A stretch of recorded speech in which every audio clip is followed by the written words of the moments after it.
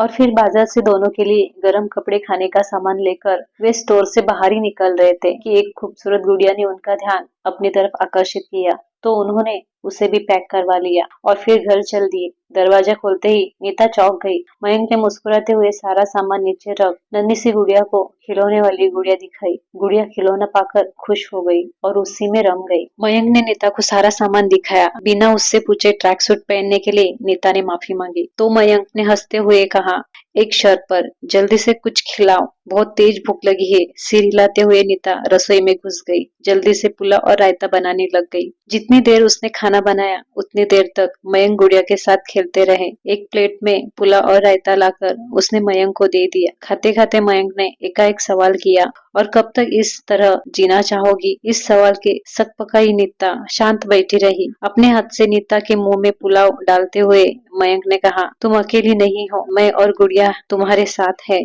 मैं जानता हूँ सभी सीमाएं टूट गई होंगी, तभी तो तुम इतनी रात को इस तरह निकली। पति होने का अर्थ गुलाम होना नहीं है। मैं तुम्हारी स्थिति का फायदा नहीं उठाना चाहता हूँ। तुम जहाँ जाना चाहो मैं तुम्हें वहाँ सुरक्षित पहुँचा दूंगा, पर अब इस नर्क से निकलो। पूरी जानकारी मयंक को दे दी। गर्दन पे पड़े नीले निशान को धीरे से सहलाते हुए मयंक की आंखों से आंसू आ गए। तुमने इतनी हिम्मत दिखाई है नीता, तुम एक बार फैसला कर लो, मैं तुम्हारे साथ हूँ, मैं सब संभालूंगा। कहते हुए नीता को अपनी बाहों में लेकर उस नीले निशान को चूम लिया। हाँ में सिर हिलाते हुए नीता ने अपनी मौन स्वीकृति दे दी और फिर मयंक के सीने पर सिर टिका दिया। अगले ही दिन अपने वकील दोस्त की मदद से मयंक ने पारस के खिलाफ केस दायर कर दिया। सजा के डर से पारस ने चुपचाप तलाक की रजामंदी दे दी। मयंक के सीने पर सर रखकर रोती नीता का गोरा चेहरा सिंदूरी हो रहा था।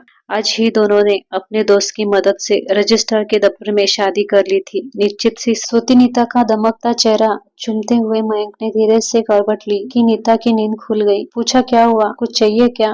पारस मुझे इतने आसानी से नहीं छोड़ेंगे, सिसकते हुए नीता ने कहा, और फिर पिछली रात घड़ी घटना की पूरी जानकारी मयंक को दे दी। हाँ, 1 मिनट में अभी आता हूँ मैं, बोलते हुए मयंक बाहर निकल गए और फिर कुछ ही देर में वापस आ गए। उनकी गोद में गुड़िया थी, उनिदा सी। गुड़िया को दोनों के बीच में सुलाते हुए उन्होंने कहा, हमारी बिटिया हमारे पास सोएगी, कहीं और नहीं। मयंक की बात सुनकर नन्ही गुड़िया नींद में भी मुस्कुराने लग गई और मयंक के गले में हाथ डालकर फिर से सो गई। बाप बेटी को ऐसे सोते देख नीता की आंखों में खुशी के आंसू आ गए। मुस्कुराते हुए उसने भी आंखें बंद कर ली एक नई सुबह के स्वागत के लिए। दोस्तों, आपको कहानी की हैप्पी एंडिंग अच्छी लगी हो तो वीडियो के लिए कमेंट में अपनी राय जरूर दे। वीडियो को एक लाइक तो बनता है। अगली कहानी के लिए चैनल को सब्सक्राइब जरूर कीजिए। दोस्तों, आपका कीमती समय देने के लिए दिल से शुक्रिया। मिलते हैं अगली कहानी के साथ। दिल से थैंक्स फॉर वॉचिंग।